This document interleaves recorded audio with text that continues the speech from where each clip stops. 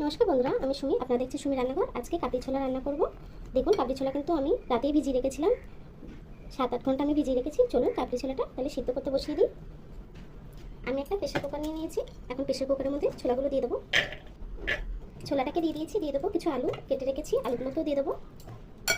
দিয়ে দেবো একটু জল, সিদ্ধ হওয়ার জন্য একটু জল দিয়ে দিলাম। দিয়ে দেবো নুন, ছোটো চামচে 2 চামচ নুন দিয়ে দিলাম। এখন 3 থেকে 4টে সিটি মেরে নেবো।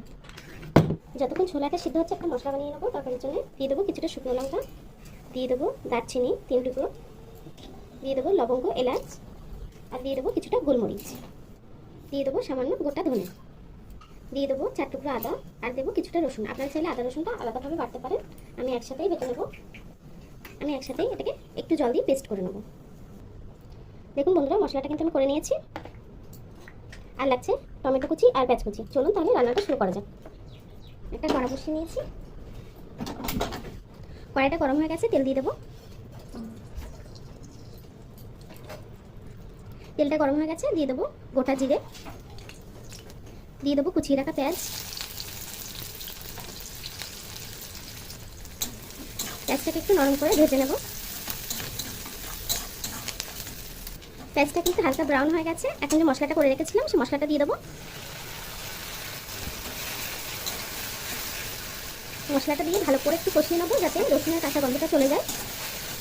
যতক্ষণ তেল না ছাড়ছে মশলাটাকে কষিয়ে নেবো। দেখুন বন্ধু, বাকি গুঁড়ো মশলাগুলো অ্যাড করে দেবো। দেবো জিরের গুঁড়ো, দিয়ে দেবো 2 চামচ, হলুদ গুঁড়ো দিয়ে দেবো 2 চামচ,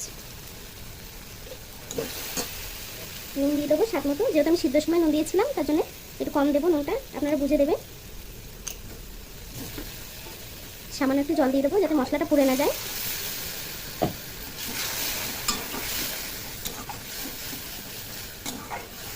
মশলাটা যতক্ষণ তেল না ছাড়ছে মশলাটাকে কষিয়ে নেবো। দিয়ে দেবো টমেটো কুচি। দেখুন বন্ধুরা, মশলাটা কিন্তু কষানো হয়ে গেছে। দেখুন তেল ছেড়ে দিয়েছে মশলা দিয়ে। এখন সিদ্ধ করে রাখা আলু আর ছোলাগুলো দিয়ে দেবো। সব কিছু যেহেতু সিদ্ধ করা রয়েছে, বেশিক্ষণ কিন্তু লাগবে না। আমি আলুগুলো দিয়ে দিয়েছি, এখন ছোলাগুলো দিয়ে দেবো। ছোলাগুলো দেখুন কত সুন্দর সিদ্ধ হয়ে গেছে।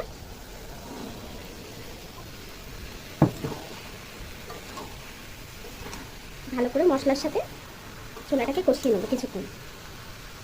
আপনারা চাইলে শুকনো লঙ্কার গুঁড়ো ব্যবহার করতে পারেন, আমি কিন্তু দেইনি। দেখুন বন্ধুরা, আমার ছোলাটা কিন্তু কষানো হয়ে গেছে। এখন গরম জল দিয়ে দেবো। সেই ছোলা সিদ্ধ করা জলটা দিয়ে দিলাম। আমি আরও একটু জল দিয়ে গরম করে নিয়েছিলাম জলটাকে।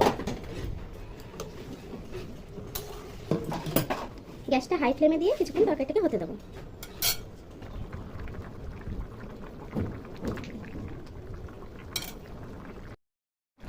দেখুন বন্ধুরা, আমার তরকারিটা কিন্তু হয়ে গেছে কাবলি ছোলা। এখন নামিয়ে নেবো।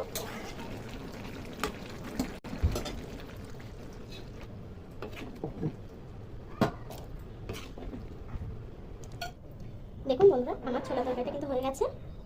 আপনারা এইভাবেই একবার ট্রাই করবেন বাড়িতে, দেখবেন অনেক ভালো হয় খেতে। আমার ভিডিওটা যদি ভালো লেগে থাকে চ্যানেলটিকে সাবস্ক্রাইব করে ভিডিওটা লাইক দিয়ে দেবেন। এতক্ষণ ধরে আমার ভিডিওটা দেখার জন্য আপনাদেরকে অসংখ্য ধন্যবাদ।